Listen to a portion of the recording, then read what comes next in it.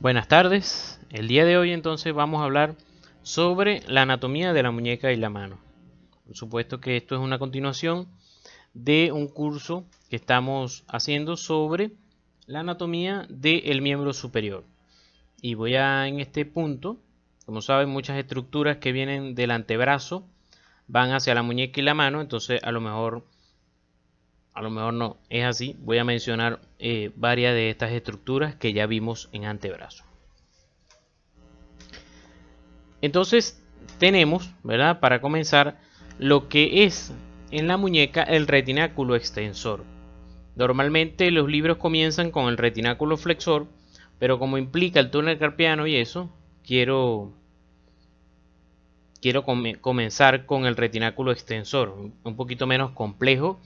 Y además, como en antebrazo, uno normalmente termina con el compartimiento posterior y este retináculo sostiene a todos esos tendones, entonces por ello quiero comenzar por aquí.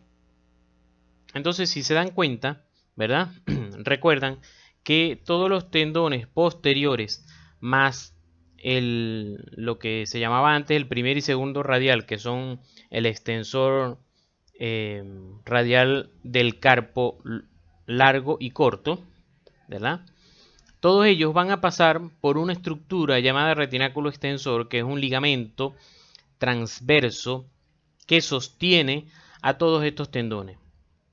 Este ligamento envía unos tabiques, ¿verdad?, hacia el radio y el cúbito, que hacen que se divida en lo que se llaman estuches.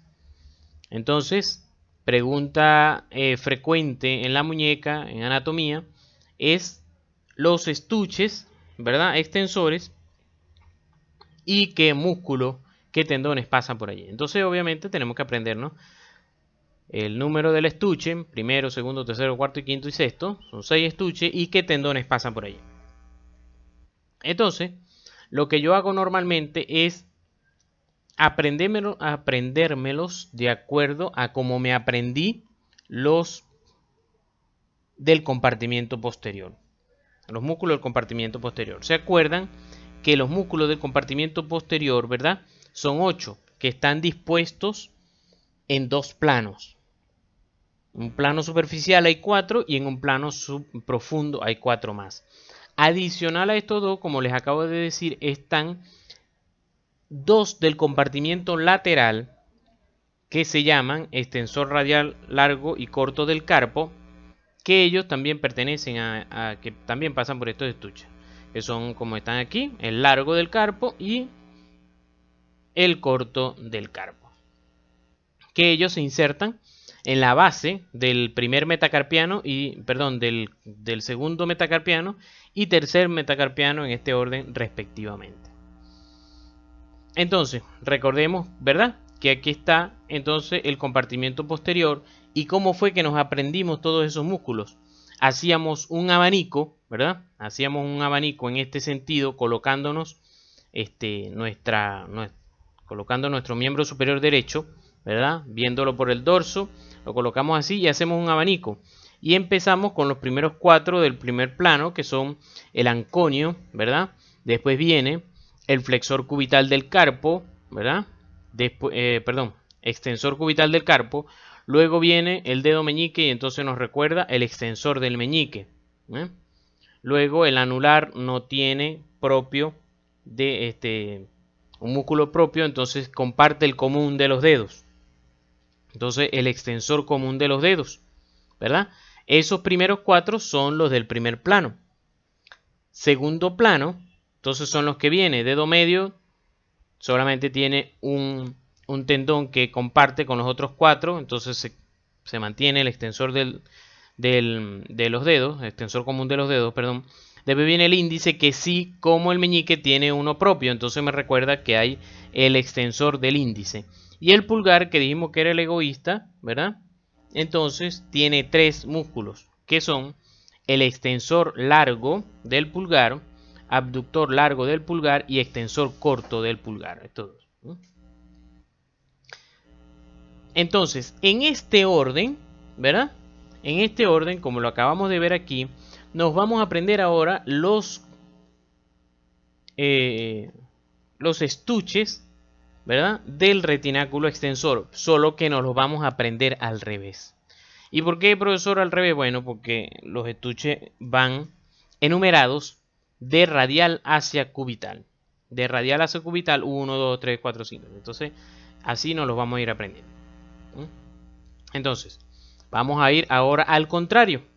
Entonces, en el primer estuche, ¿verdad?, vamos a colocar los del pulgar. Los dos primeros del pulgar, que son extensor corto del pulgar y abductor largo del pulgar. ¿Qué son estos dos aquí? Yo les había dicho, ¿verdad?, para recordar un poquito, que cómo aprendernos quién es extensor y quién es abductor y quién es largo y quién es corto. Bueno, cuando venimos por aquí, ¿verdad?, cuando venimos por aquí y caemos después del índice, viene el extensor largo del pulgar, que él se echa el polo, ¿verdad?, como dicen en Maracaibo, se echa el polo desde más lejos, desde el hueso que tiene más lejos. ¿Qué hueso tiene más lejos el pulgar? El cúbito. Entonces viene desde el cúbito este que está aquí hasta el hueso más lejano que tiene el pulgar, que es, o sea, más distal que tiene el pulgar. ¿Cuál es? La F2 del pulgar. Entonces, desde más lejos hasta más lejos. Por eso es el extensor largo del pulgar. Entonces, cuando caemos aquí, por supuesto, si este es extensor largo, aquí tiene que haber un extensor corto. Entonces ya ahí me sé otro músculo. Si aquí hay un extensor largo, aquí hay un extensor corto. Y el otro músculo es todo lo contrario. Si este es extensor corto, este es abductor largo. Extensor corto, abductor largo. Entonces estos dos, que son estos dos que están aquí, son los del primer estuche. Este primer estuche es famoso porque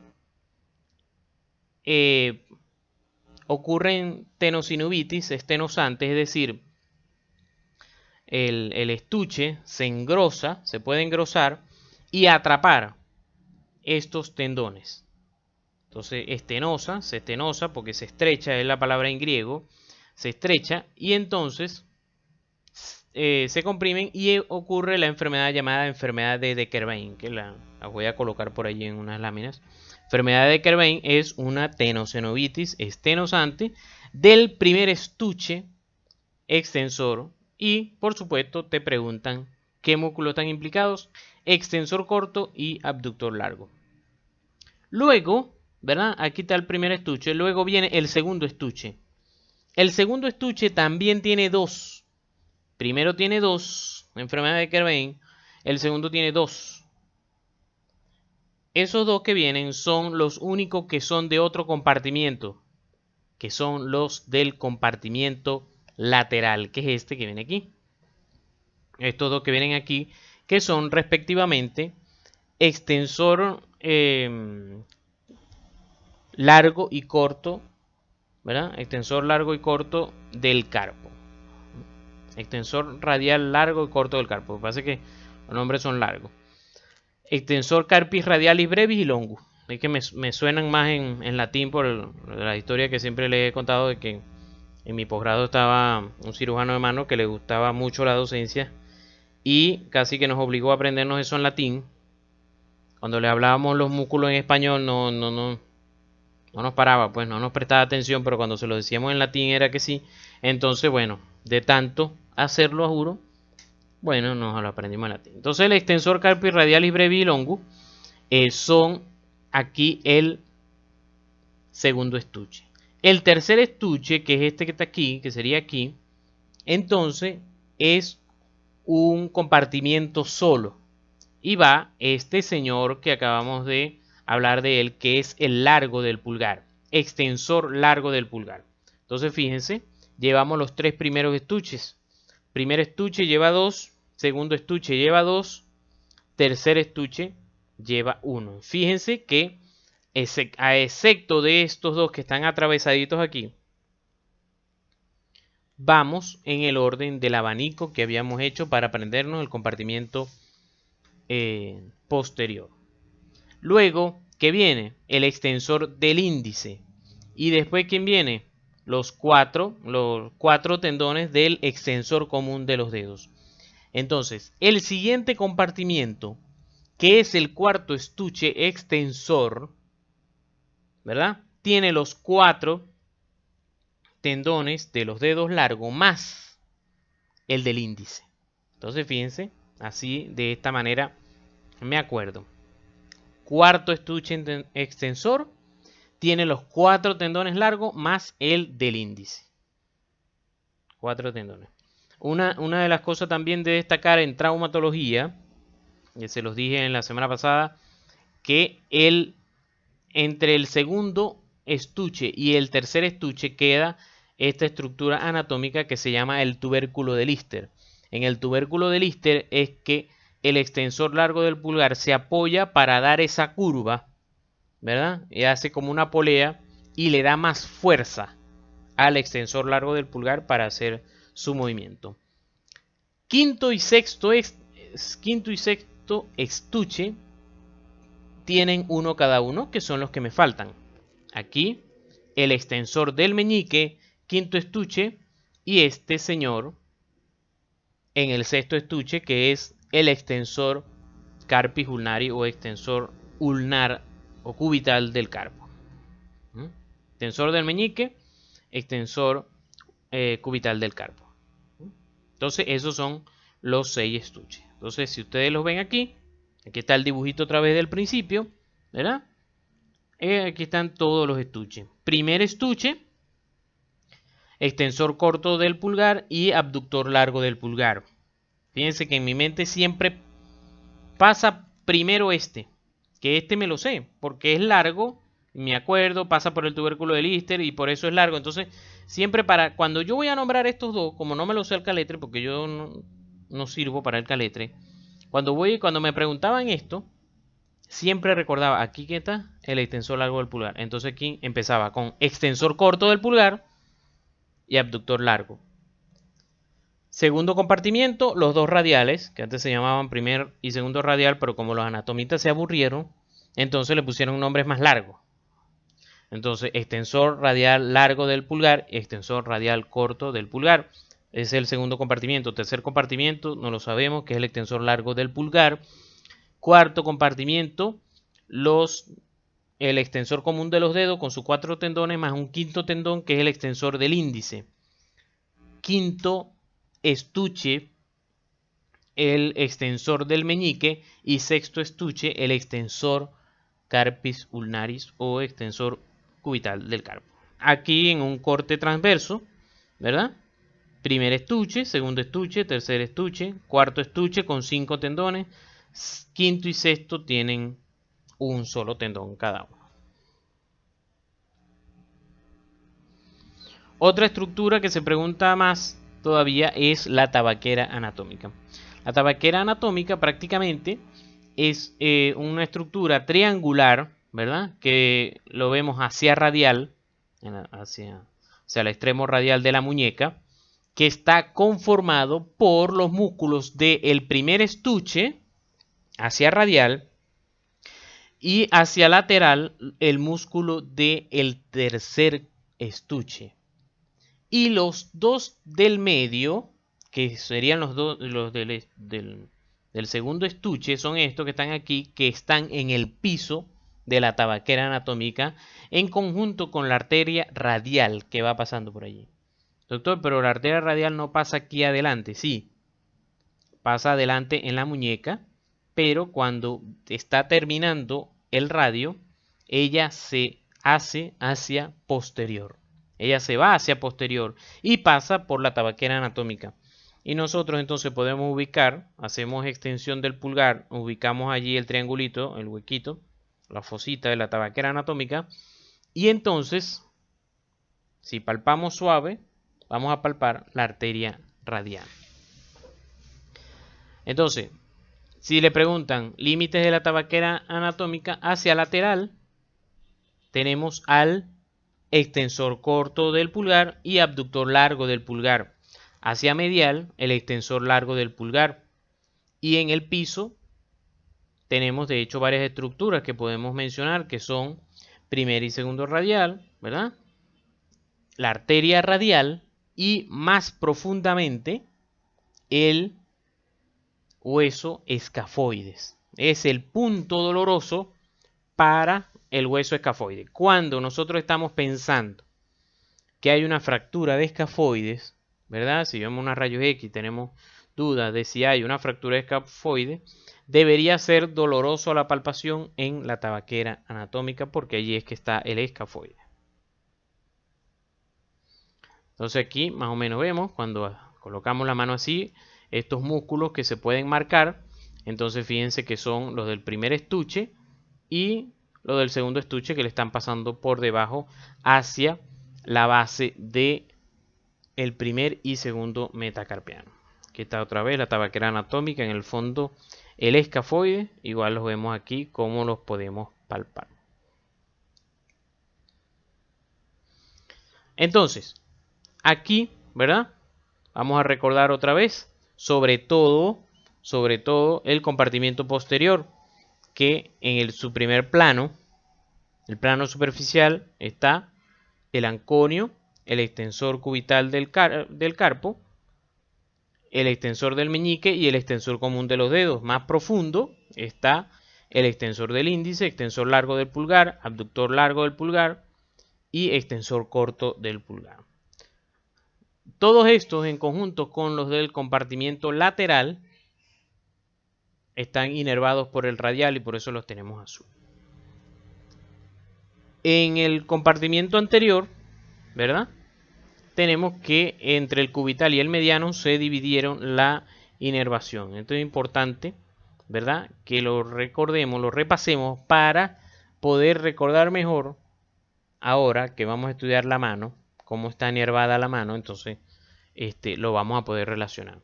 Fíjense que el mediano se encarga de la inervación de todos los del compartimiento anterior, excepto el flexor carpis ulnaris y que es el cubital anterior o flexor cubital del carpo, y el flexor profundo de los dedos. Recuerden que se divide en 4 tendones.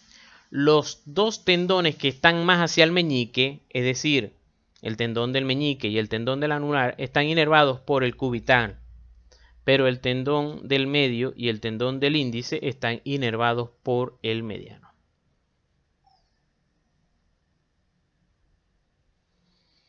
Entonces aquí tenemos, ¿verdad? En la muñeca, quise dejarles aquí, más que todo a manera de guía y de información, los estabilizadores estáticos y dinámicos de la muñeca. Recordemos que la articulación de la muñeca está formada por estas 3 articulaciones. La articulación radiocarpiana, el radio articulándose con el semilunar y el escafoides, tiene sus carillas articulares. La articulación mediocarpiana, ¿verdad? Que es la articulación entre las 2 filas del carpo. Sería esta aquí que estoy delimitando. Y la otra articulación perteneciente a la muñeca es la radiocubital distal. La radiocubital proximal, hasta arriba, pertenece a las del codo, que también son 3. Perdón, aquí va a pasar el videito este.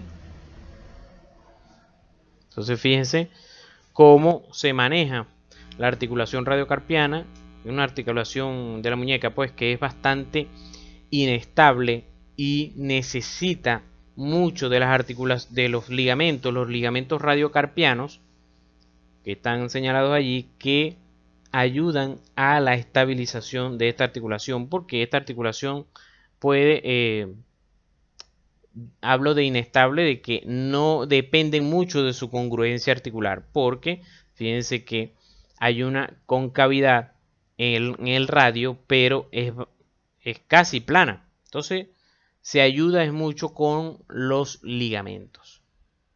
De hecho, es una articulación que sufre muchos esguinces, recordando que el esguince implica una lesión ligamentaria. Entonces, bueno, aquí más o menos tiene los ligamentos, que no me voy a detener en ellos. En la parte anterior, los ligamentos radiocarpiano palmar, ¿verdad? Que aquí tienen el dibujo de Testí. El ligamento posterior o radiocarpiano dorsal, ¿verdad? Y igual los ligamentos colaterales, que son los que más se tienden a tener sus esguinces, sus lesiones, tanto el ligamento colateral cubital como el colateral radial. Entonces, el túnel carpiano, ¿verdad? Es una estructura anatómica por donde van a pasar varios de los tendones flexores que vimos en el compartimiento anterior del antebrazo. Es una estructura importante también porque sufre la patología que normalmente llamamos síndrome del túnel carpiano. Entonces, por allí, por este túnel carpiano que va delimitado, ¿verdad?, en el piso por los huesos del carpo y en el techo, ¿verdad?, está este ligamento que normalmente lo llamamos retináculo flexor, y vamos a hablar ahorita un poquito de esos límites, ¿verdad? El contenido va a ser los 4 tendones profundos, ¿verdad? Los 4 tendones profundos del flexor profundo de los dedos, los 4 superficiales del flexor superficial de los dedos, va adicionalmente el flexor largo del pulgar y el nervio mediano. Los 4 tendones del flexor superficial de los dedos, fíjense que van 2 arriba y 2 abajo. Los 2 que van arriba normalmente son el del medio y el del anular. Abajo van los de los extremos, índice y meñique. Y más abajo, en un tercer plano, van el flexor profundo de los dedos. Recuerden que el flexor profundo de los dedos en el antebrazo y el flexor largo del pulgar están al mismo nivel. Ellos van allí en el piso con el nervio mediano, pero el nervio mediano sí tiende a ir, cuando pasa por el túnel carpiano, tiende a ir encima del tendón del índice del superficial del índice. De hecho, ese es el punto de referencia cuando se va a hacer el bloqueo de la muñeca, del nervio mediano en la muñeca, la dirección del índice. Lo otro particular, ¿verdad?, del túnel carpiano es que hay un estuche por donde pasa el flexor radial del carpo, o también llamado palmar mayor. Este músculo palmar mayor o flexor radial del carpo, él pasa también por un estuche aparte, que los anatomistas cada uno lo describe como un poco diferente de su punto de vista, pero todos llegan a la conclusión que él no forma parte, que él no pasa por el túnel carpiano.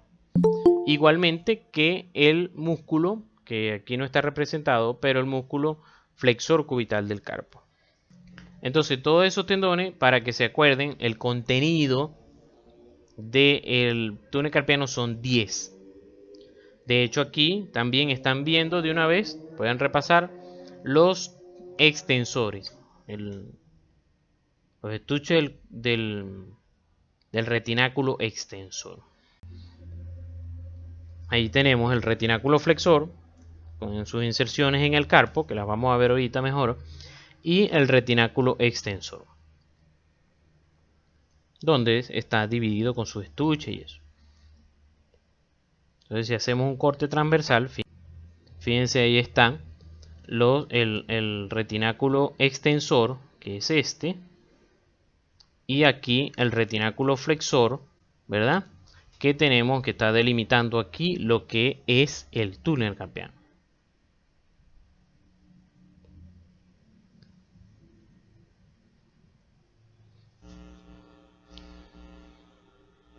Entonces, en vista de que había controversia, ¿verdad?, en cuanto a lo que es el túnel carpiano, y eso, bueno, me puse a investigar un libro que es de anatomía quirúrgica de cirugía de la mano, y entonces hablaba, ¿verdad?, de que el retináculo flexor es todo esto que tenemos aquí y está dividido en tres porciones. Una porción proximal, una porción media y una porción distal. O sea, el retináculo flexor finalmente son estas tres porciones.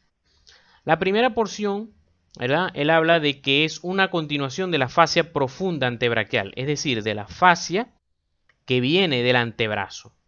Y esta fascia, ¿verdad? Antebraquial del antebrazo es la que llega a ayudar a formar parte de ese estuche en el que está solo el flexor radial del carpo. Igualmente ayuda a formar un canal, abraza este nervio que es el nervio cubital y la arteria cubital la abraza y forman el canal que se llama canal de Guyon, que lo vamos a ver, o canal cubital, donde se puede, es un sitio de atrapamiento también del nervio cubital. Entonces, la segunda porción, que es esta que vemos aquí, es el túnel carpiano como tal. Es lo que sí se considera donde ocurre el atrapamiento del nervio mediano. El túnel carpiano, ¿verdad? Y es lo que en otros libros, pues, ven como ligamento transverso del carpo. Es decir, si ustedes se ponen a estudiar, se van a dar cuenta que muchos libros hablan del retináculo flexor y del ligamento transverso del carpo como cosas similares. Sin embargo, este libro habla de que el ligamento transverso del carpo es solamente la porción media de lo que implica el retináculo flexor, y el retináculo flexor completo son estas tres porciones. Le llamamos retináculo flexor porque es lo que va a sostener a los músculos flexores. A los músculos flexores. Pero como estas son fibras propias, en este punto del ligamento transverso del carpo, ¿verdad? Entonces por eso lo separan de esta aponeurosis palmar y de esta aponeurosis antebraquial. Es decir, que la porción más distal y más proximal pertenecen, como decir, a otra región. Está la aponeurosis antebraquial y a la aponeurosis palmar. O también él la describe como aponeurosis que está entre los músculos de la eminencia tenar y los músculos de la eminencia hipotenar. Entonces, el retináculo flexor lo dividimos en una fascia antebraquial profunda, ligamento transverso del carpo y fascia profunda y aponeurosis palmar o entre los músculos tenares e hipotenares.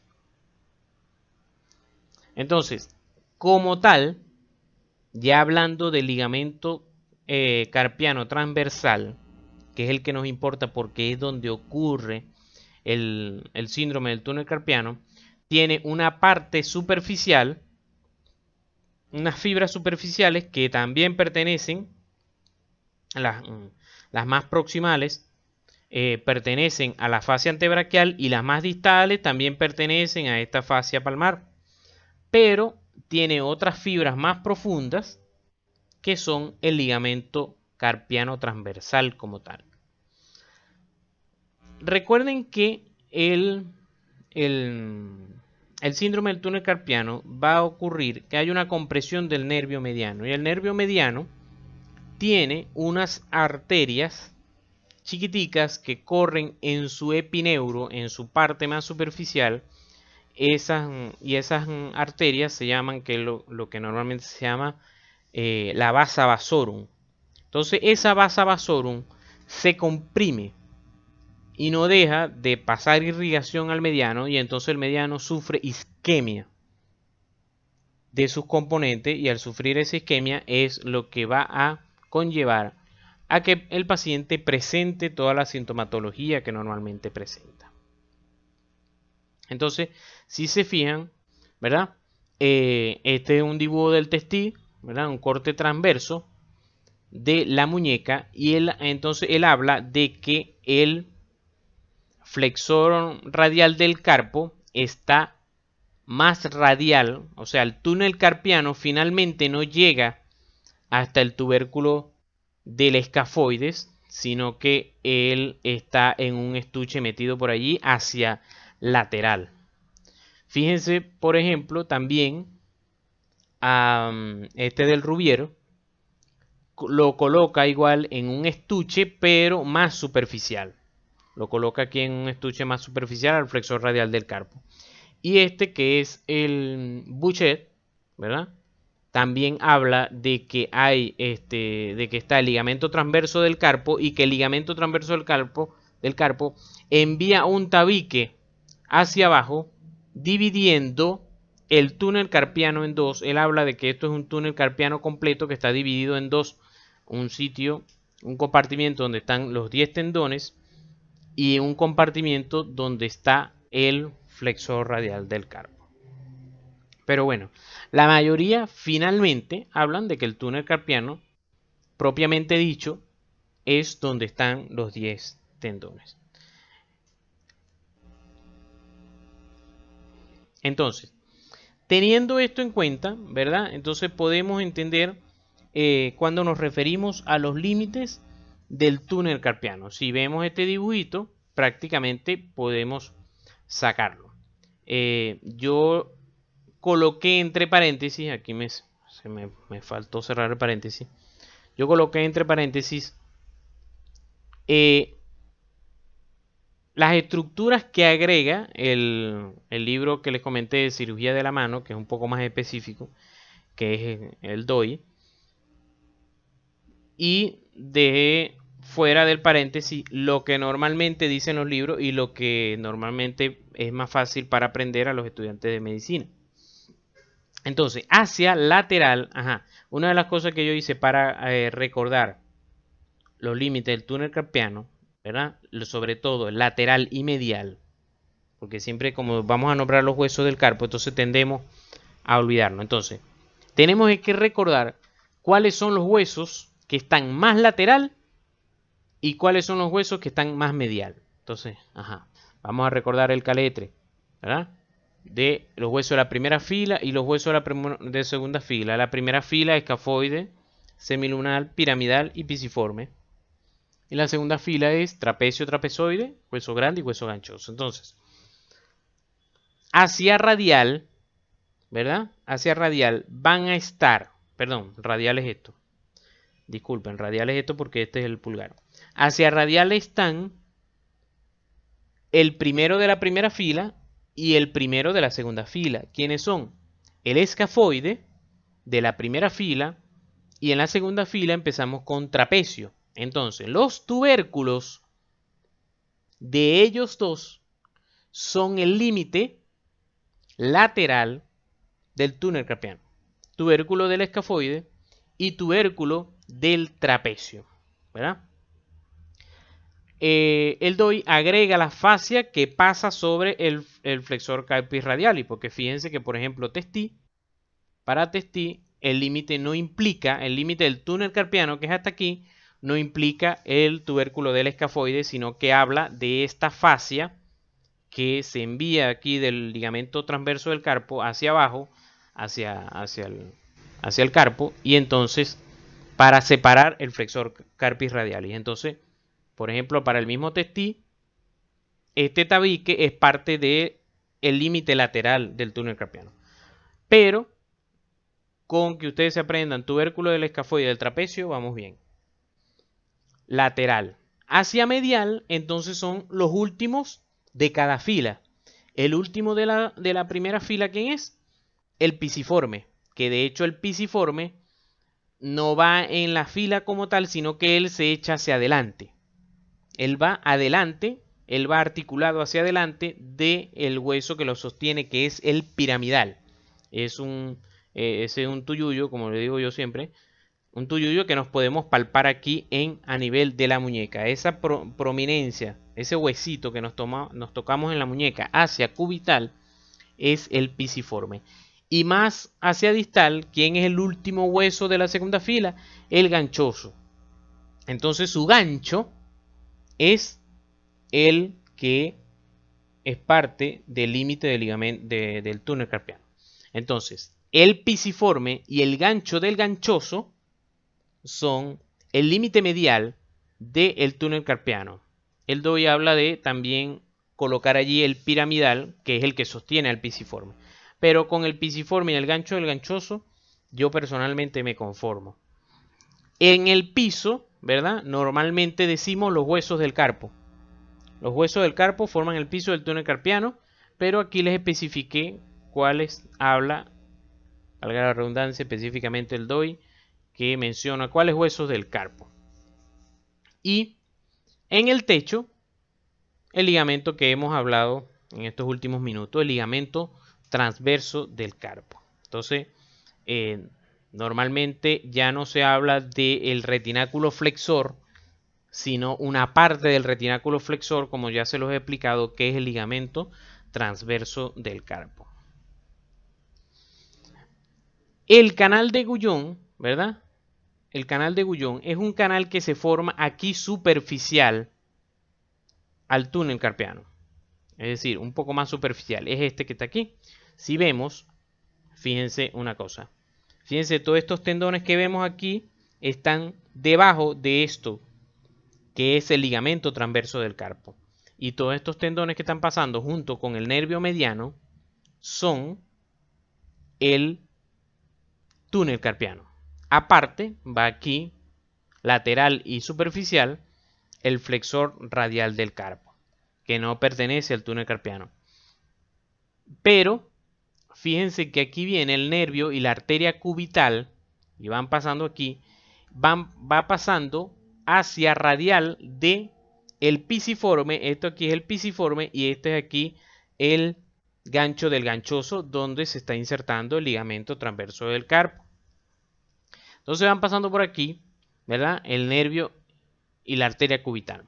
Ahora, esto, ¿verdad? Que vemos aquí, que viene desde posterior, fíjense que viene desde atrás. Él es parte del ligamento pues se me pasó. El retináculo extensor.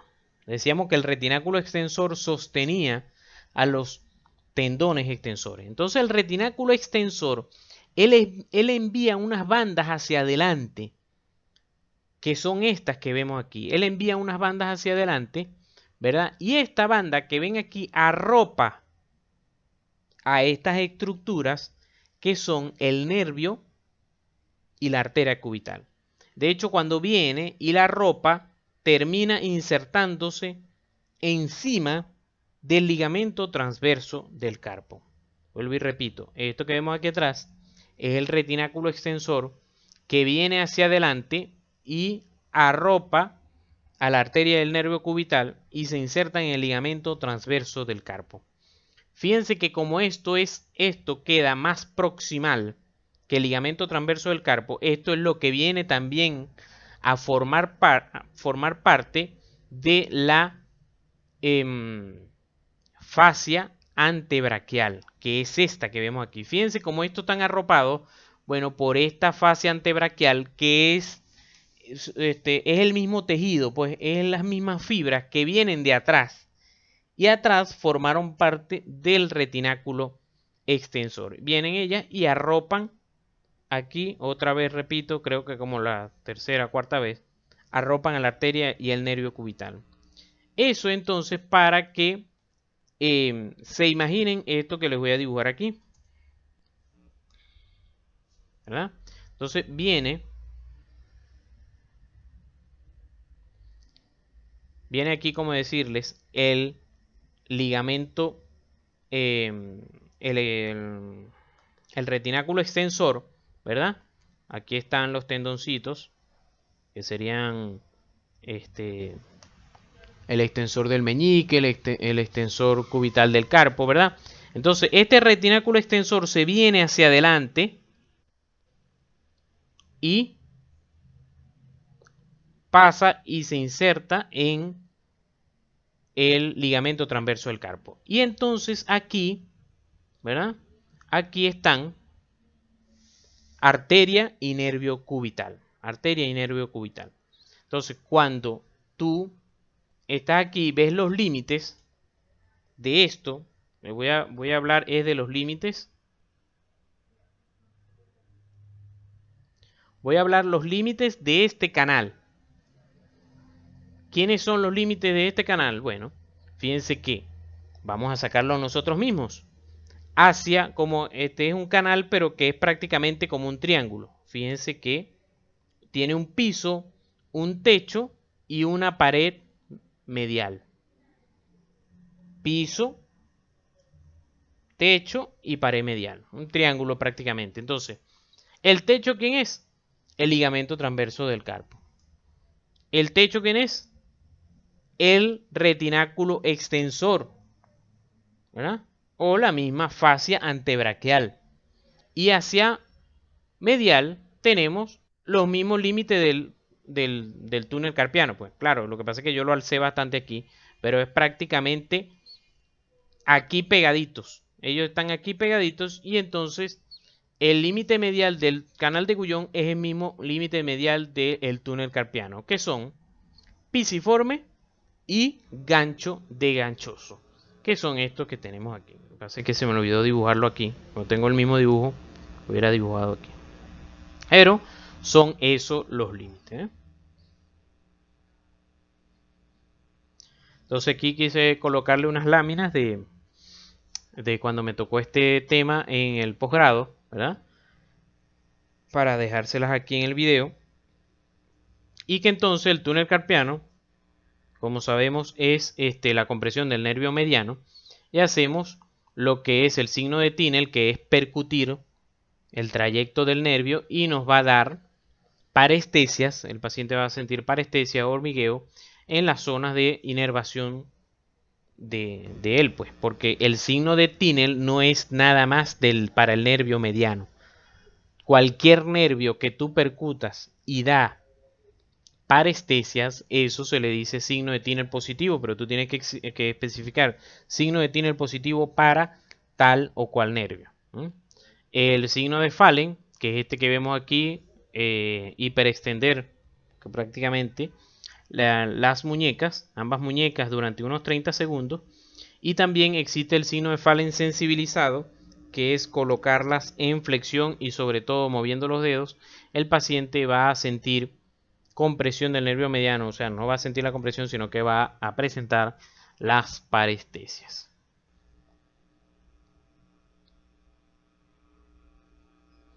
Aquí tenemos lo que les decía, la enfermedad de Decker-Vein, que es la compresión del primer estuche extensor. Repasemos que está formado por extensor corto del pulgar y abductor largo del pulgar. Si mandamos a empuñar al paciente colocando el pulgar dentro de los otros dedos y le hacemos desviación cubital pasiva, va a despertar dolor en el primer estuche. Es el signo de Filkenstein, casi es un signo patognomónico para esta enfermedad que se llama de Decker-Vein. Aquí está, normalmente es una operación ambulatoria, ¿verdad? Liberándose aquí el primer estuche y se liberan los dos tendones. Existen, ¿verdad? Lo que llamamos unas poleas a nivel de los dedos, que debemos también conocer. Estas poleas, ¿verdad?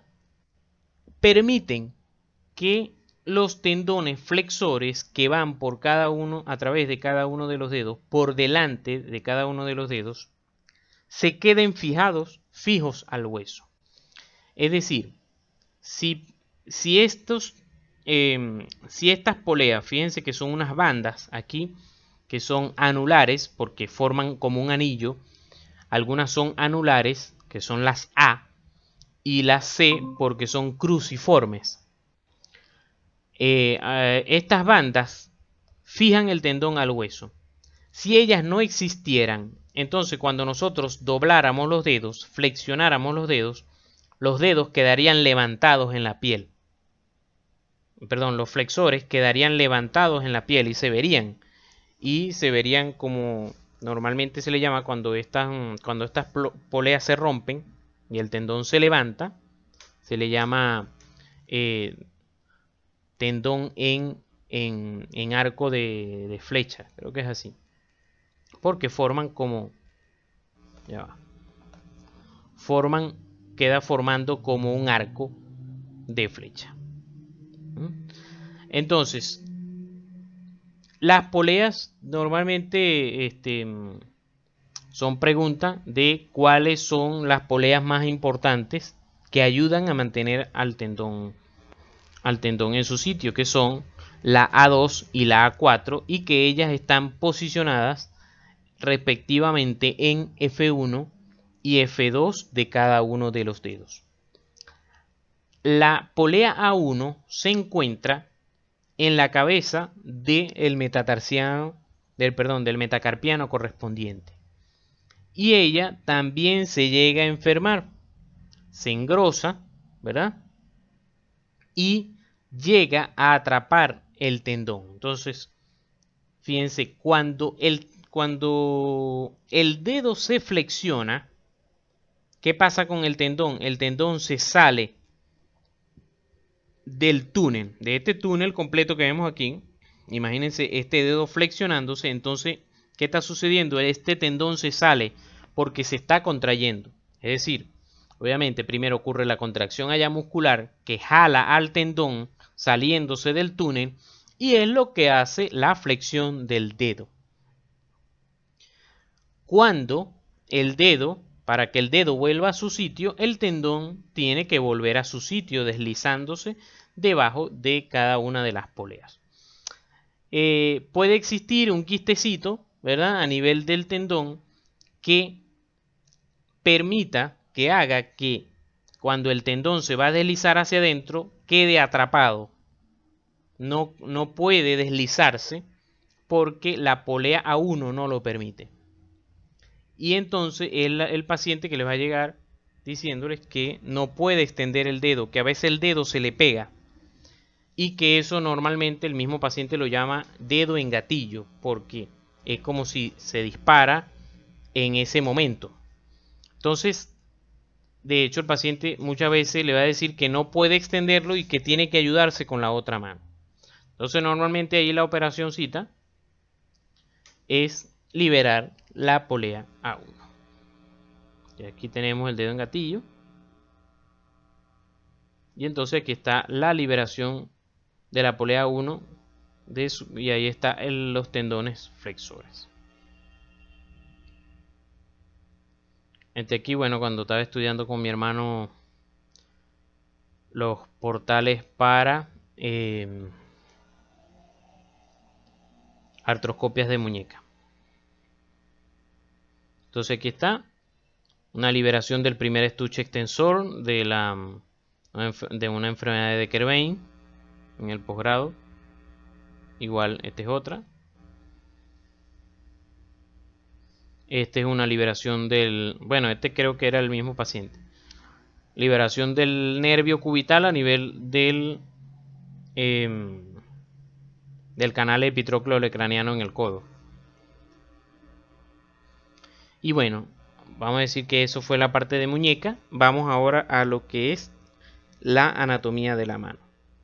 Este es el doctor Andy Vale, como les dije, el que me hizo sacar dolores de cabeza con todos estos músculos en latín. Y bueno, finalmente lo tuve que aprender en latín. Ahí estábamos haciendo una artroscopia de muñeca en el hospital.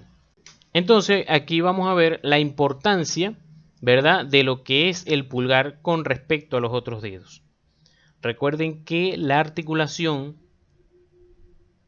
del pulgar con el carpo es una articulación en silla de montar. En silla de montar porque fíjense que son como dos sillas de montar caballo, una puestas encima de la otra. Y esto permite que entonces el pulgar no se mueva como los otros dedos. Recuerden que yo les dije que el pulgar era cifrino. Él siempre quería ser diferente a los demás. Entonces él se mueve para adelante y para atrás como los otros dedos, pero también se mueve de un lado hacia un lado y hacia el otro, es decir, en aducción y abducción, y tiene hasta un quinto movimiento que es con la combinación de los otros, que se llama oposición, y entonces se opone a los otros dedos. De esta manera al colocarse de frente a los otros dedos, permite un mayor agarre de la mano.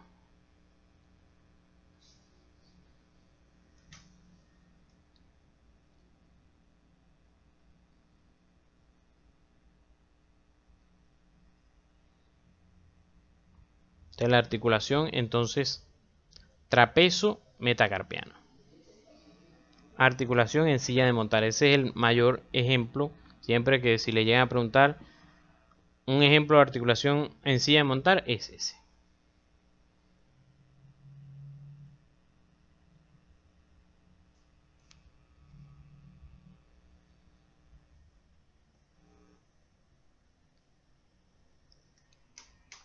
Entonces ven cómo los dedos, el pulgar se opone, se coloca de frente a los otros dedos. A cada uno de los dedos, con cada uno de los dedos lo puede hacer.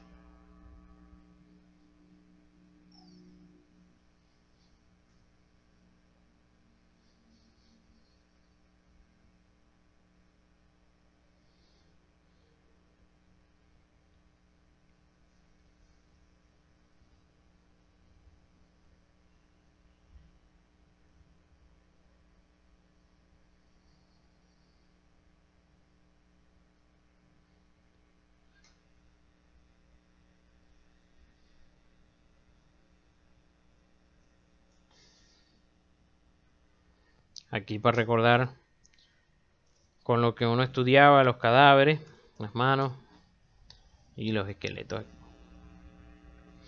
Entonces vamos a ir estudiando los músculos que tenemos en la mano. Por lo menos,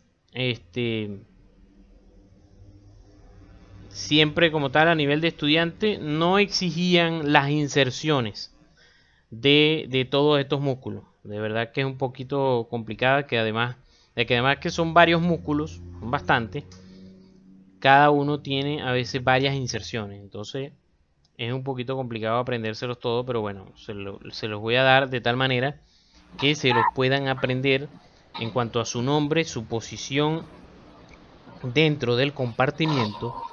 Y lo siguiente es la inervación, que sí es importante y sí lo tienden a preguntar qué nervio inerva a cada músculo. Entonces, les voy a dejar con todos estos músculos de la mano, siempre les voy a dejar este cuadrito que me pareció interesante, que está de todas maneras en el Prometheus, anatomía del Prometheus. Entonces, tengo un paciente que me llegó con una herida en la región tenal. Entonces, para aprenderme estos músculos, ¿verdad? Yo lo que hice es que me imaginaba, ¿verdad? Vamos a decir, este corte que tenemos aquí de la mano. Aquí tenemos los 4 metacarpianos, ¿verdad? 4 metacarpianos y aquí el primero, que es el del pulgar. Entonces imagínense que este dibujo, esta foto de este cadáver, es esta que tenemos aquí. O sea, estos amarillos son los metacarpianos de cada uno de los dedos largos. Y tenemos el metacarpiano, el primer metacarpiano, el del pulgar. Entonces aquí vamos a ver los músculos de la eminencia tenar y la eminencia hipotenar. Recordemos que los músculos de la eminencia e hipotenar cada uno tiene 4. Entonces, ¿cómo nos aprendemos? ¿Cómo hacemos para aprendernos los 4 músculos de la eminencia tenar? Entonces, yo lo que hacía era que me recordaba los del antebrazo. Los del antebrazo. Entonces, recordar, relacionar los músculos del antebrazo que son del pulgar, ¿verdad? Y correlacionarlos con los movimientos que hace el pulgar. ¿El pulgar qué movimientos hace? Primero, vamos a dar como una vuelta ahora en abanico de esta manera, así. Entonces vamos a empezar desde atrás. Él hace movimientos de extensión hacia atrás, abducción hacia afuera, flexión hacia adelante, aducción, ¿verdad? Y oposición hacia adentro. Entonces, oposición para los otros dedos. Entonces, ¿Cómo nos vamos a ir acordando? Entonces, si se aprenden, obviamente, bien los del compartimiento, los del antebrazo. Si vamos hacia posterior, es decir, si yo voy a extender el pulgar, voy a necesitar los músculos extensores. Entonces, ¿cuáles son extensores que yo recuerde que son del pulgar? Entonces tenemos, me acuerdo que en el compartimiento posterior del antebrazo existen dos músculos, uno que se llama extensor corto, perdón, extensor corto o brevis, y el extensor largo. Entonces no necesito más extensores. Por lo tanto, no hay extensores en la eminencia tenar. No hay extensores. El otro movimiento ahora de lado, abducción. Entonces recuerdo que en el compartimiento posterior había un músculo llamado abductor largo y no había abductor corto. Quiere decir que el abductor corto está aquí, en la eminencia tenar. Entonces ese es el primer músculo que yo me acuerdo, el abductor corto. Hacia adelante, el otro movimiento es flexión. Entonces, yo me acuerdo que en el compartimiento anterior del antebrazo está el flexor largo del pulgar. Entonces, si hay un flexor largo, debe haber un flexor corto. Ese es el segundo músculo que yo me aprendo. Abductor corto del pulgar, flexor corto del pulgar. ¿Ve? Luego viene el movimiento de aducción, que es acercar el pulgar a los otros dedos. Aducción. Aducción, aductor, no me suena en ningún compartimiento. Entonces, por lo tanto, ese es único.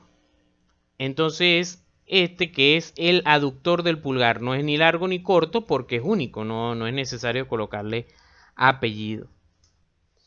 Y el último, que es el que me hace la oposición en el movimiento de oposición a los otros dedos, es el músculo oponente del pulgar. El oponente del pulgar. Él lo coloco entre estos dos por su inervación, para que nos ayude a aprendernos su inervación.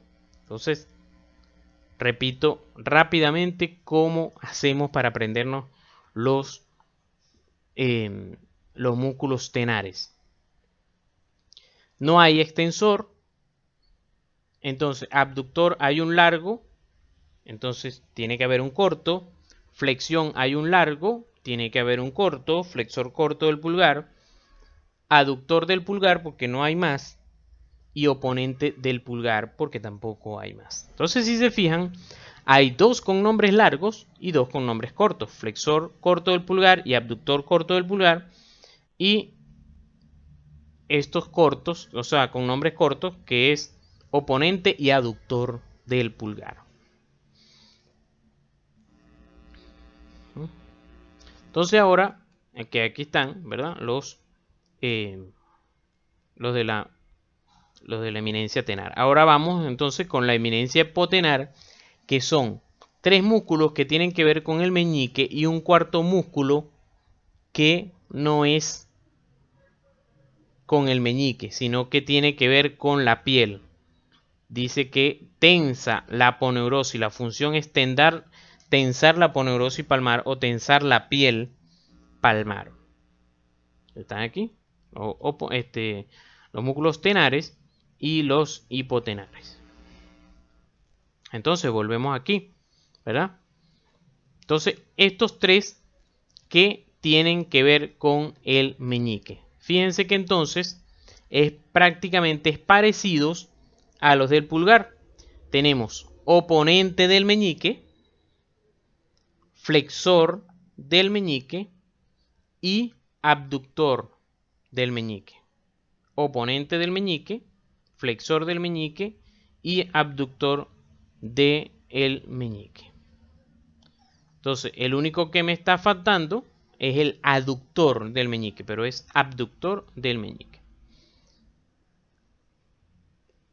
Y el que no tiene que ver con el meñique, que es el palmar corto. También se le llama cutáneo palmar, pero en la terminología nueva recuerden que existía el palmar largo, palmaris longus, que también es llamado palmar menor en el antebrazo.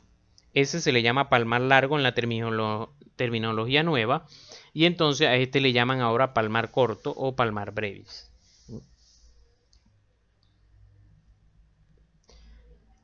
Y tenemos un tercer compartimiento que es como tal en la palma de la mano, en que están otros músculos llamados, en su totalidad se le llaman interóseos. Muchas veces los libros le llaman a todos interóseos, abarcándolos a todos. Pero entonces ellos están divididos en lumbricales, interóseos palmares, interóseos dorsales. De superficial a lo profundo, es decir, si nosotros vamos disecando la mano, vamos a encontrar de lo superficial a lo profundo, vamos a encontrar a los lumbricales, después a los interóseos palmares y después a los interóseos dorsales. Los lumbricales, ellos tienen una inserción característica, y es que ellos se insertan desde el tendón del profundo de los dedos. De cada tendón del músculo flexor profundo de los dedos. ¿Se acuerdan el músculo flexor profundo de los dedos? Que él llega hasta la falange distal de cada uno de los dedos. Bueno, el músculo lumbrical se inserta en el tendón y se dirige hacia la F1 de cada dedo. Eso hace que la inervación de ellos es igual a la inervación de estos tendones. ¿Cómo es la inervación de estos tendones? La repasamos hace rato. ¿Se acuerdan que el tendón profundo de los dedos se lo pelearon el mediano y el cubital? El mediano dijo que iba a inervar los dos músculos, los dos tendones radiales, que son el índice y el medio. Y los dos tendones cubitales, que están más hacia cubital, están inervados por el nervio cubital, que son el anular y el meñique. Igualmente, los lumbricales están inervados igualmente que los dos radiales, están por el nervio mediano, y los dos cubitales por el nervio cubital. Estos músculos, ¿verdad? Ellos tienen la función de que la articulación metacarpofalángica la flexionan. La articulación metacarpofalángica la flexionan, y las otras dos articulaciones, que son las interfalángicas proximal y distal, la extienden. Entonces, yo me acuerdo es de esta figurita, y la hago en mi mano, para acordarme la función de prácticamente todos estos músculos. Flexión de la metacarpofalángica y extensión de la interfalángica proximal y distal. Aquí, prácticamente aquí debería estar lumbricales, interóseos palmares, interóseos dorsales. Igual entonces, lo que son los interóseos palmares y dorsales ayudan también a la flexión. En el caso de los interóseos dorsales, se encargan de la flexión metacarpofalángica, y los interóseos palmares de la extensión metacarpofalángica. Pero de verdad que la hacen, no es muy, no lo hacen con acentuada fuerza, como si se encarga de eso de hacer el extensor común de los dedos. Entonces, si se dan cuenta, es importante que lo sepan de una vez, que el extensor común de los dedos extiende la metacarpofalángica en conjunto con los interóseos palmares.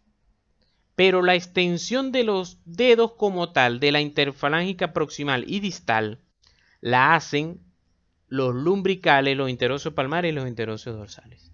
No la hace el extensor común de los dedos. Y eso es importante por algo que les voy a mostrar un poquito más adelante. La diferencia también que tienen los interóseos dorsales y palmares es que los interóseos palmares se encargan de la aducción de los dedos. En cambio, los interóseos dorsales se encargan de la abducción, es decir, de separarlos del dedo medio. El dedo medio prácticamente no se tiende a mover mucho porque él es el centro, el que está en el centro de la mano, en cuanto en el movimiento en el plano coronal. Él está en el centro de la mano, entonces los otros dedos, él está en el centro de la mano, los otros dedos son los que se le separan y se le juntan. Entonces con respecto a él es que ocurre la aducción o la abducción.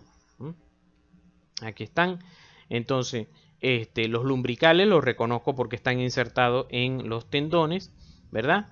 Y entonces tenemos los interóseos dorsales y los interóseos palmares. Aquí están.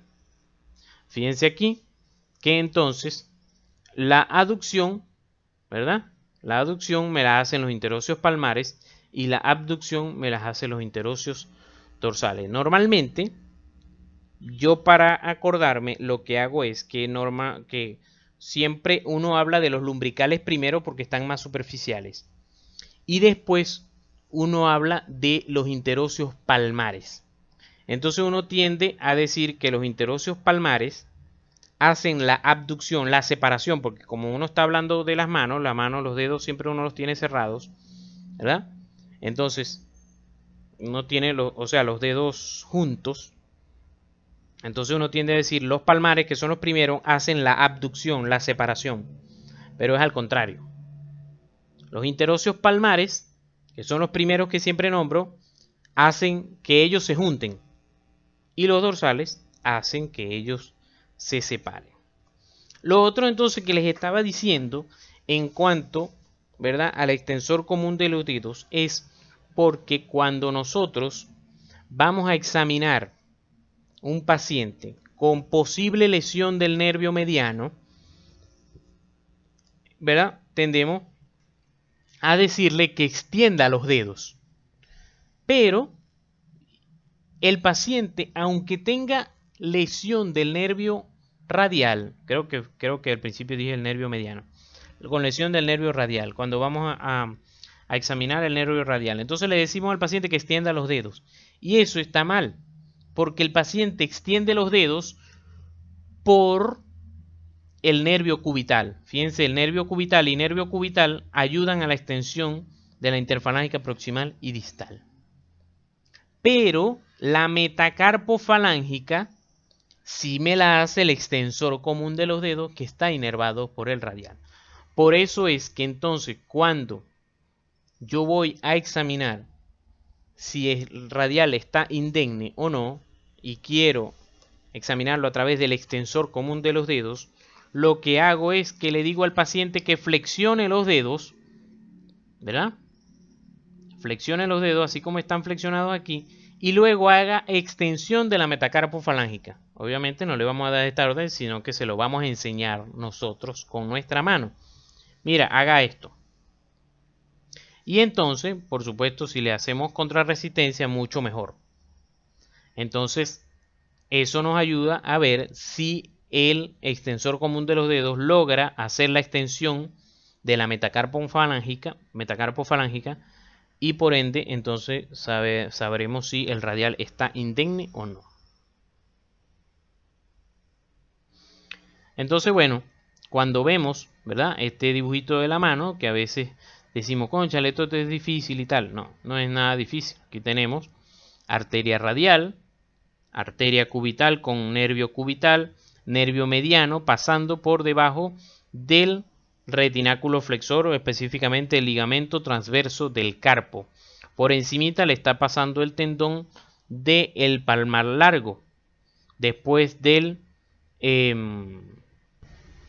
túnel carpiano, aquí está el nervio mediano, ¿verdad?, con sus ramas, ¿verdad?, que tiene sus ramas sensitivas y una rama motora que se va a encargar de la inervación de la eminencia tenar. De la eminencia hipotenar, como estamos viendo, se encarga mayormente el nervio cubital, que acaba de pasar por el canal de Guyon, que para repasar está limitado, ¿verdad?, hacia medial por el pisiforme y el gancho del ganchoso. Aquí está otra vez, un poquito más clarito. El nervio mediano dando sus ramas sensitivas y esta motora. Aquí está abierto completo el retináculo flexor, ¿verdad? Y entonces vemos las 10 estructuras. Bueno, aquí 9 porque está faltando el nervio mediano. Los 4 tendones profundos de los dedos, los 4 superficiales que están 2 y 2 y el tendón flexor largo del pulgar. Por aquí por fuera va el radial del carpo, el flexor radial del carpo. Entonces vamos ahora a ver lo que es la irrigación y la inervación de la mano. Si vieron mi clase de antebrazo, ¿verdad? Se darán cuenta que coloqué en negrita esta misma lámina, o sea, esta misma lámina la coloqué en antebrazo, hablando de las ramas del radial y del cubital respectivamente, y en negrita coloqué las arterias de las que iba a hablar. En este caso, ahora en negrita coloqué las que tienen que ver con la mano. Entonces, fíjense el recorrido de la arteria radial. La arteria radial, ¿verdad? Ya llegando aquí a la mano, porque ya hablamos del antebrazo, llegando aquí a la mano, en la muñeca, se discurre discurre en el canal del pulso que se encuentra delimitado entre el braquio radial y el flexor radial del carpo que pasan aquí. Te busca esos dos tendones y enseguida cae aquí en el pulso. Cuando llega aquí al final del radio, ella prácticamente da una rama que es de bastante calibre, una rama que se llama radiopalmar, que la vemos allí a la derecha, o sea, en la lista que tenemos ahí. Esta arteria radiopalmar se va a anastomosar con la arteria cubital y van a formar el arco arterial superficial de la mano. Muy importante la irrigación de la mano, porque de esta manera es que se ayuda a la irrigación a estos dos arcos que les voy a ir formando. Entonces, la arteria radial se dirige hacia posterior, se dirige hacia posterior cuando pasa por la apófisis estiloide. Se dirige hacia posterior y pasa por detrás del escafoides. ¿Ven? ¿Ven aquí? Pasa por detrás del escafoide y ahí es que nosotros la podemos palpar su pulso en la tabaquera anatómica. La vemos aquí. Aquí da esta arteria llamada transversa del carpo. Arteria transversa del carpo. Y me da las interóseas del segundo y del primer espacio. Luego se dirige hacia adelante otra vez. Fíjense que estaba aquí anterior. Se empieza a dirigir hacia posterior a nivel del escafoide y pasa por detrás del primer metacarpiano, es decir, pasa por detrás del pulgar. ¿Lo ven aquí? Pasa por detrás del pulgar y entre el pulgar, entre el primer metacarpiano, pues, y el segundo metacarpiano se vuelve a meter hacia adelante.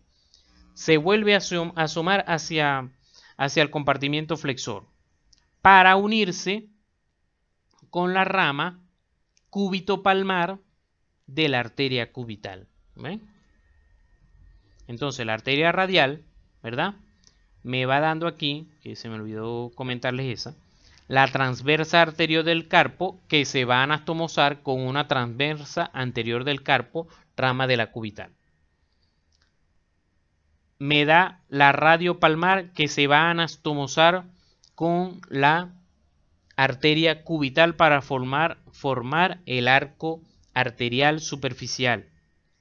Se dirige y pasa por detrás del escafoide pasando por la tabaquera anatómica. Pasa por detrás de la base del metacarpiano. Me va a dar estas ramitas que vamos viendo aquí, a dorsal del pulgar, ¿verdad? La transversa del carpo, ¿verdad? Y que la transversa anterior del carpo es esta, pero la dorsal del carpo que se va a anastomosar también con una dorsal del carpo que me da la arteria cubital y me da la arteria interósea del primer espacio y la arteria interósea, perdón, la arteria interósea del segundo espacio y la arteria interósea del primer espacio. Fíjense que pareciera que estuvieran al revés, pero no es así, porque primero me da la arteria del segundo espacio y después me da aquí la arteria del primer espacio. Luego entonces, como les digo, se dirige, pasa por detrás del primer metacarpiano, se mete entre los dos metacarpianos, entre el primer y segundo metacarpiano, dirigiéndose hacia adelante, y luego le pasa por delante al primer metacarpiano, que está aquí, y allí se anastomosa con la arteria cubital, perdón, con la rama cúbito-palmar de la arteria cubital, formando de esta manera el arco profundo palmar, el arco arterial profundo. Entonces, bueno, fíjense que ya de la arteria cubital les he comentado y es prácticamente lo mismo. El recorrido obviamente es diferente. La arteria cubital viene medial, ¿verdad? Perdón, viene hacia lateral de este tendón que tenemos aquí, que es el flexor cubital del carpo. Entra en el canal de Guyon, que ya lo hemos definido, y al salir, ¿verdad?, da la arteria hacia posterior, la arteria que es la cúbito palmar, que se va a anastomosar con la radial en la parte profunda, que es esta que va aquí. A nivel superficial, ¿verdad?, me va a formar, me va a dar las arterias digitales para cada uno de los dedos, ¿verdad? Y se va a anastomosar con la radiopalmar, rama de la arteria radial. Y me forma el arco superficial. Igual me da aquí la arteria dorsal del carpo, que se va a anastomosar con la arteria, me da aquí la transversa del carpo, que se va a anastomosar con la transversa del carpo de la radial. Igual a nivel posterior, como vimos aquí, esta arteria aquí es la dorsal del carpo, rama de la cubital. Así que no la coloqué aquí con la cubital.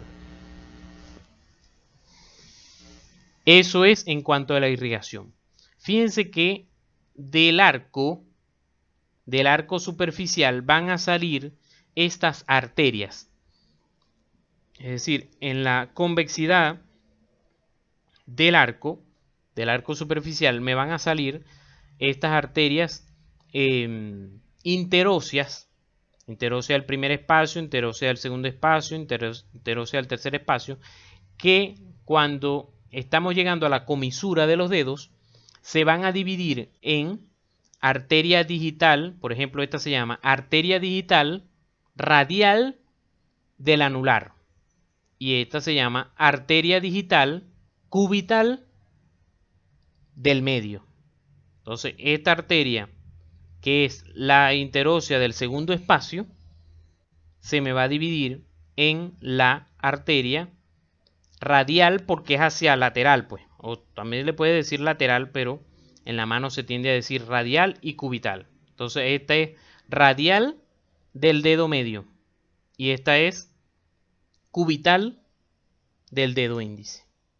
Y así vamos con cada una. Y así de hecho va a pasar con los nervios. Estos paqueticos, cada arteria con su nervio que va aquí, forman el paquete, vamos a decir, el paquete vasculonervioso de cada dedo. Cada dedo tiene un paquete vasculonervioso anterior que va por cada lado. O sea, va hacia radial, o sea, anterolateral, anteromedial en este caso, y anterolateral en este caso.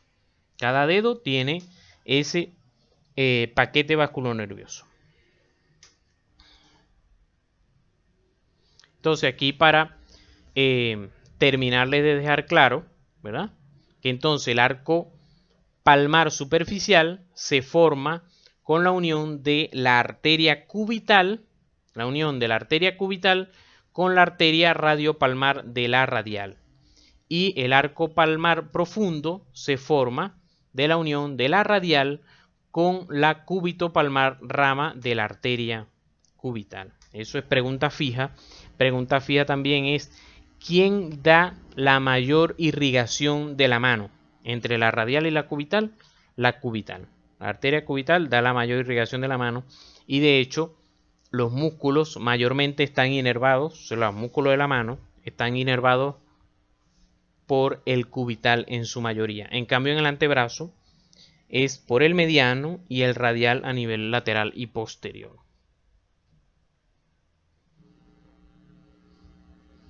Aquí está, una disección, no mía por cierto, pero la encontré creo que fue en Instagram que me pasaron la imagen.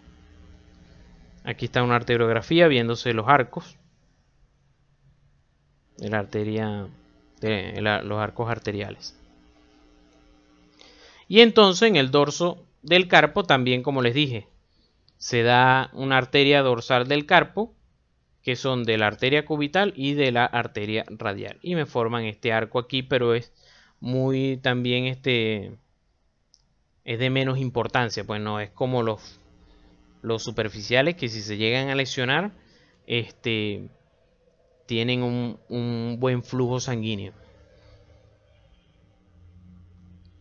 Aquí están los diferentes pulsos, pulso radial, pulso cubital que les estaba hablando, el axilar, braquial, a nivel del codo.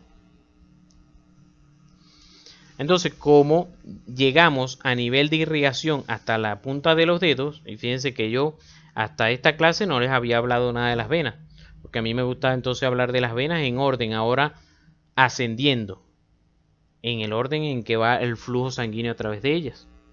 Entonces, si se fijan, la mano tiene bastante componente arterial en su palma, pues. En la palma de la mano, en la región anterior de la mano, está bastante irrigada por arterias. En cambio, el dorso de la mano se notan más las venas. Hay poca irrigación, fíjense, una irrigación en el dorso por estas ramitas de la radial y cubital, pero sí hay bastantes venas y por eso fíjense que cuando nos van a tomar una vía venosa, lo hacen en el dorso de la mano y no en la palma. Entonces en el dorso de la mano siempre nos vamos a encontrar un arco venoso dorsal. Un arco venoso dorsal que va a ir recogiendo la sangre de las venas digitales. Entonces se forma ese arco cuyos extremos, ¿verdad? En cuyos extremos van a comenzar las venas basílica y cefálica.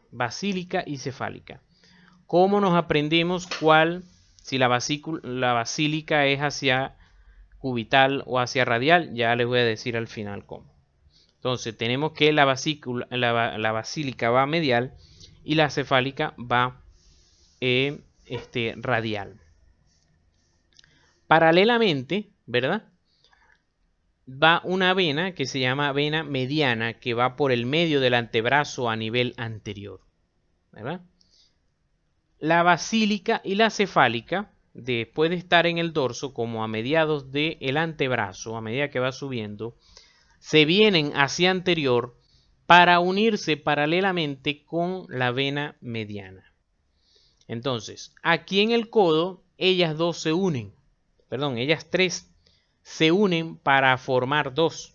Entonces, sencillamente, la vena mediana se divide en dos venas y una drena en la vena basílica y la otra parte de la vena mediana drena en la cefálica. Es decir, que la vena mediana termina en el codo. En cambio, la basílica y la cefálica continúan en el brazo. Subiendo. Entonces, a medida que seguimos subiendo, ¿verdad? Y se me había olvidado comentarles que en el codo, entonces, esta división de la mediana con la unión de la cefálica y la basílica me forman lo que se llama también la M del codo. La M del codo, ¿quién la forma? La unión de la cefálica y la basílica con las ramas de, o los desagües de la vena mediana. Entonces en el brazo, ¿verdad? Se queda la cefálica y la basílica. La basílica atraviesa la aponeurosis superficial del brazo y drena en la vena humeral. La vena basílica atraviesa la aponeurosis braquial anterior y drena en la vena humeral. La cefálica continúa hacia arriba superficialmente, pasa por el surco delto pectoral. La llegamos a ver en ¿se acuerdan que vimos un caso de una lesión de la arteria axilar? Y se hizo un abordaje entre el pectoral y el deltoides en este surco delto pectoral, y ahí vimos que estaba esta vena cefálica. Si se acuerdan ese casito allá en la clase de hombro. Entonces la vena cefálica continúa subiendo, pasa por el surco delto pectoral y al llegar, antes de pasar a través de la clavícula, antes de pasar en la clavícula, atraviesa la fascia pectoral y drena en la arteria, en la vena axilar. Entonces, vena basílica atraviesa aponeurosis del brazo y drena en la braquial o humeral. Vena cefálica atraviesa aponeurosis pectoral y drena en la axilar. ¿Cómo me aprendí cuál es cefálica y cuál es basílica? Bueno, yo me aprendía que esta, que es lateral y que es la que llega más arriba, es porque casi va llegando al cerebro y por eso le pusieron cefálica. Así era que me lo aprendí. La lateral, que va casi llegando al cerebro, es la cefálica. Y la basílica es medial. Entonces eso es lo que hago para acordarme desde aquí cuál es medial y cuál es lateral. Entonces aquí, en un dibujo un poco más profundo, vemos cómo aquí está el pectoral deltoides y vemos cómo la cefálica está drenando en la vena axilar antes de pasar por debajo de la clavícula y por supuesto convertirse en la vena subclavia. Por supuesto, ya la vena subclavia se une con la yugular y forman el tronco venoso brachiocefálico, y uniéndose los dos troncos venosos brachiocefálicos forman la vena cava superior, y la vena cava superior drena en la aurícula derecha. Bueno, entonces eso en cuanto a la arteria, a la irrigación y al drenaje venoso de la mano. Y bueno, el drenaje venoso fue del miembro superior, porque las otras venas sencillamente van con su nombre de las arterias, pues. O sea, con la vena, con la arteria cubital y la arteria radial van sus venas. Es decir, las venas tienen un sistema superficial y un sistema profundo. El sistema profundo es igual al de las arterias. Unas van y unas vienen. Si nos aprendemos las arterias, las venas regresan. Ese es el sistema profundo. El sistema superficial es el que es diferente y por eso es el que expliqué. Entonces venimos ahora a la inervación. Repasemos qué llevamos hasta ahora. Como les he dicho siempre, a mí me gusta ir bajando a medida que vamos bajando con el miembro y vamos bajando todo. Vamos bajando los nervios, las arterias, vamos bajando los músculos. Entonces, aquí están las ramas terminales del plexo braquial. El nervio axilar o circunflejo, él pasó a través del cuadrado húmero tricipital y se quedó inervando el deltoides. Y ahí se terminó. El nervio musculocutáneo, recordemos que se encargó del compartimiento anterior del brazo, ¿verdad? Esa es su parte motora, y su parte sensitiva se encargaba de el borde lateral del antebrazo. Y ahí se terminó. Me quedó el mediano, radial y cubital. que son los que vamos a ver. El radial, ¿verdad?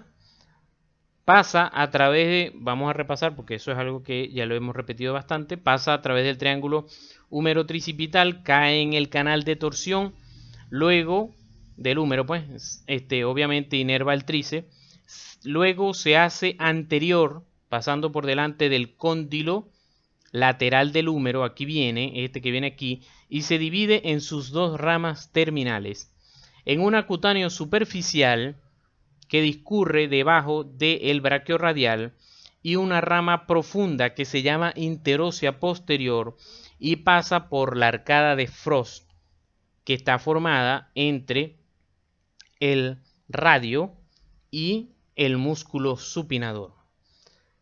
El nervio interóseo posterior inerva todos los músculos posteriores del antebrazo y ahí se terminó.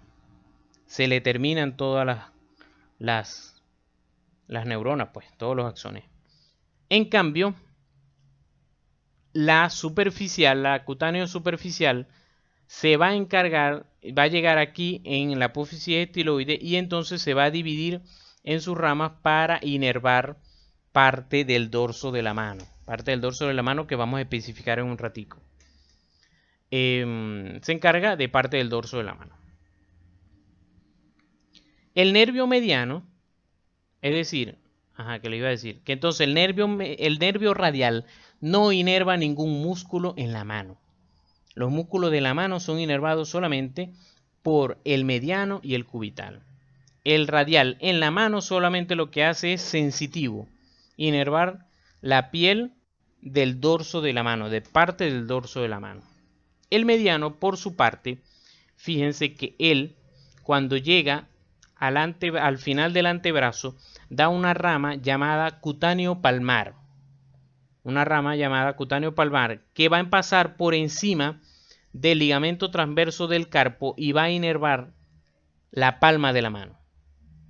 Esa ramita normalmente sale 5 centímetros antes de pasar por el túnel del carpo y así eso es importante porque si anestesiamos el nervio, queremos anestesiar la mano y la anestesiamos el nervio, bloqueamos pues el nervio mediano en el túnel carpiano, tenemos que bloquear esta ramita también porque ella se encarga de la palma de la mano.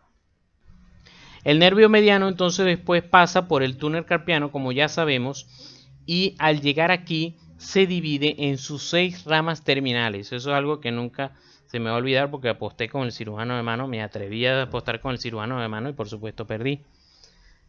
Sus 6 ramas terminales, que son la motora, una motora que es para todos los músculos tenares. No todos, pero ya vamos a ver cuáles son. Pero quiero que se lo vayan aprendiendo así. Una motora para los músculos tenares y las otras son sensitivas. ¿Cuáles son sensitivas? Bueno, ¿cuáles son las sensitivas? Entonces, una para el lado radial del pulgar. Se llama digital radial del pulgar. Otra que se llama digital cubital del pulgar, que es esta. Llevamos 3. La cuarta es la digital radial del índice, 4. La quinta es digital, la segunda, la del segundo espacio interóseo. Rama del mediano, segundo espacio interóseo, que se va a dividir en la digital cubital del índice y digital radial del medio. Y la sexta rama, que es esta, del tercer espacio interóseo, que se va a dividir en digital cubital del medio y digital anular, digital radial del anular. Entonces esas son las 6 ramas del mediano. Fíjense que inerva hasta allí. De aquí para acá se encarga el nervio cubital. Aquí está también el nervio mediano dando su rama palmar, pasando por debajo del túnel carpiano y dando sus ramas. Ajá, ¿verdad? Que aquí inerva los músculos tenares, inerva también los lumbricales del índice y del medio. Disculpen la tardanza. Y entonces el nervio cubital, ¿verdad? Su recorrido, igual que la esta arteria cubital, va radial del flexor cubital del carpo, pasa por el canal de Gullón, que aquí está, y después se divide en sus ramas superficiales y profundas.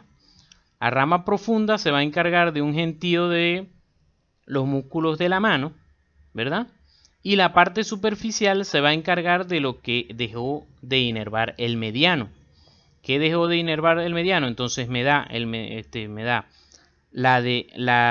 nervio del cuarto espacio interdigital, que se va a dividir en la digital cubital del anular y en la digital radial del anular, y por último la digital anular del meñique.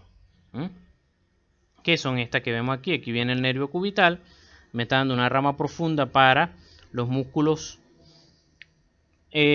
profundos, pues, para los músculos de la mano, y la superficial para los dedos, para la parte sensitiva. ¿Ven? Esto no se puede olvidar. Yo lo que hago es que no me olvido, o por lo menos cuando se golpeen otra vez el codo, que ven estrellas, cuando se golpean el codo, ahí se golpean el nervio cubital cuando va pasando por el canal epitrocleo craneano. Y si logran pensar en ese momento que están viendo estrellas, se van a dar cuenta que el hormigueo que están sintiendo lo están sintiendo de todo el meñique y de la parte anular del dedo, de la parte cubital del dedo anular, o sea, de la parte medial, pues. Se van a dar cuenta de eso. Y entonces ahí no se me olvida. Entonces, bueno, la parte sensitiva se la voy a dar después con la lámina. Cómo se reparte en la mano el cubital radial y el mediano. Entonces, vamos a recordar todos los músculos que tenemos en la mano. Entonces tenemos abductor del pulgar, abductor corto del pulgar, flexor corto del pulgar, oponente del pulgar y aductor del pulgar. En la eminencia hipotenar tenemos otra vez abductor del meñique, flexor del meñique, oponente del meñique y el cutáneo palmar o palmaris brevis. En la zona medio palmar tenemos los lumbricales, los 4 lumbricales, 3 interóseos palmares y 4 interóseos dorsales. ¿Cómo están inervados ellos? Bueno, aquí está la inervación. ¿Se acuerdan que en el antebrazo, que yo le echaba broma, le decía que en el compartimiento anterior, el mediano agarró y abarcó todo? Abarcó todo en el compartimiento anterior, el cubital se quedó con un poquito. Bueno, aquí pasó al contrario. El cubital abarcó todo y el mediano fue el que se quedó dormido. Entonces, fíjense. El mediano se va a encargar de los músculos tenares. ¿Se acuerdan que les dije que da una rama tenar? Y se va a encargar de los 2 lumbricales más radiales, es decir, el del índice y del mediano. Recuérdense que los lumbricales van insertados en el flexor profundo de los dedos, que ese músculo está dividido en 2 también. Está dividido en 2 en su inervación. Los 2 tendones índice y medio están por el mediano y los 2 tendones de anular y meñique están por el cubital. Ahora, en los músculos tenares, resulta que el mediano se durmió mucho. El mediano al principio le quitó todos los tenares, pero como el cubital vio que el mediano estaba dormido, le quitó también parte de los tenares. Le quitó el aductor del pulgar, es decir, el que más se acerca al meñique, el aductor del pulgar, y el flexor corto del pulgar también. La mitad es por el cubital y la mitad es del mediano. Ellos tienen el flexor corto del pulgar se divide en 2 porciones. Una porción o cabeza, le dicen una cabeza profunda y una cabeza superficial. La cabeza profunda es la que está inervada por el cubital y la cabeza superficial es la que está inervada por el mediano. Entonces,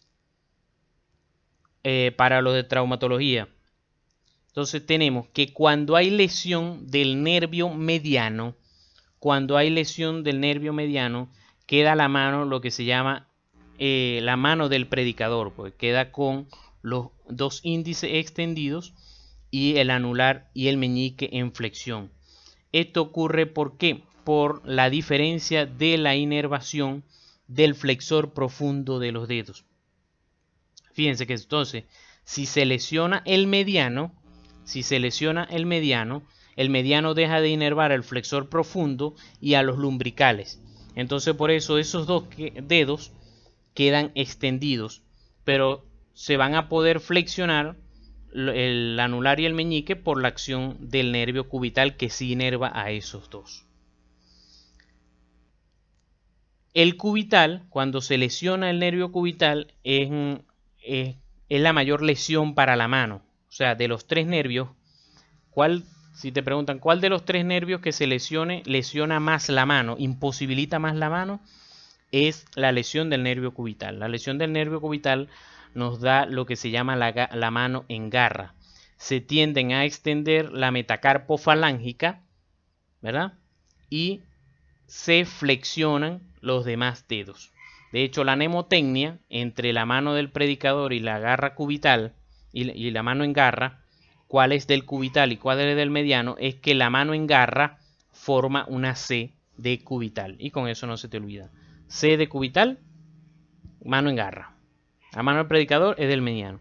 Y la mano que no la tengo aquí, la mano cuando hay lesión del radial es la mano péndula porque no se puede extender la muñeca. Entonces ya para ir finalizando, lo de las zonas autónomas, que siempre lo voy repitiendo en la revista médica, ¿verdad? Las zonas autónomas de la mano. Como les dije, la mano sensitiva está inervada por radial, cubital y mediano. El radial, el mediano, vamos con el mediano primero. El mediano, que es este amarillo, ¿verdad? Que es esta zona amarilla, que se encarga anterior. Esto es anterior, esto es posterior. Anterior se encarga de todo el pulgar, índice, medio y mitad radial del anular. Y el cubital se encarga del resto, que es lo que les decía, cuando ustedes les dé ese hormigueo, que ven estrellas cuando se golpean el codo, se van a dar cuenta que el hormigueo lo van a sentir en todo el meñique y en la parte cubital del anular. En el dorso es un poquito más complicado. Yo al principio me lo aprendía, que sencillamente en el dorso el radial, que es el morado, inerva lo mismo que el mediano, pero a nivel dorsal. Y el cubital, el resto. Es decir, que el meñique está completamente inervado por el cubital. Pero, bueno, he ido aprendiendo que no es así. Que las falanges distales, ¿verdad? Del pulgar, del índice y del medio a nivel posterior también están inervados por el mediano. Y que el cubital sí abarca, pues el cubital y el radial, entonces se abarcan el dorso de F1 y F2. Pero el meñique sí completamente lo abarca el cubital. Por eso es que entonces las zonas autónomas, es decir, el punto en la mano donde solamente inerva cada nervio y que nosotros lo podamos explorar, es entonces cuando vamos a explorar el mediano, si hay buena inervación del mediano, es en la F3 del índice, en su cara o en su borde radial. Ahí es solamente inervado por el mediano. El cubital en la F3 del meñique, pero hacia su cara cubital. Y para el radial en el dorso del primer espacio interóseo, en el dorso del primer espacio interóseo. Hoppenfield de exploración clínica. Entonces aquí les dejo los músculos. Como de todas maneras esta clase la estoy grabando y la subo a YouTube. De ahí la pueden copiar. Están los músculos, ¿verdad? Con su exploración y la raíz nerviosa. O sea, cuáles son los músculos que extienden los dedos, cuáles son las que flexionan, que se los dije al principio, quién hace la flexión metacarpofalángica, la interfalángica proximal, la interfalángica distal, con su nervio, el nervio cubital o el nervio radial, los abductores, aductores. Este es el signo de Jane, que me explora los aductores. Entonces yo le coloco una hoja al paciente entre los dedos y él no se la debe dejar quitar.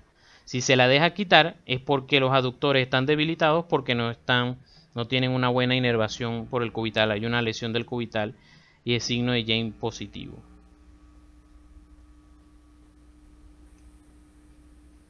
Esa. Este es un paciente con una mano de simio, tiene una mano plana porque tuvo un síndrome del túnel carpiano crónico. Entonces al tener síndrome del túnel carpiano crónico se deja de inervar la eminencia tenar y entonces la eminencia tenar deja de tener esa forma de montañita que normalmente tiene y la mano queda plana. Y por eso se llama mano de simio. Fíjense cómo el pulgar se abduce completo, porque queda plano. Y le cuesta hacer la aducción. ¿Y la segunda? ¿Ven cómo queda plano? ¿Y la segunda? La cacha.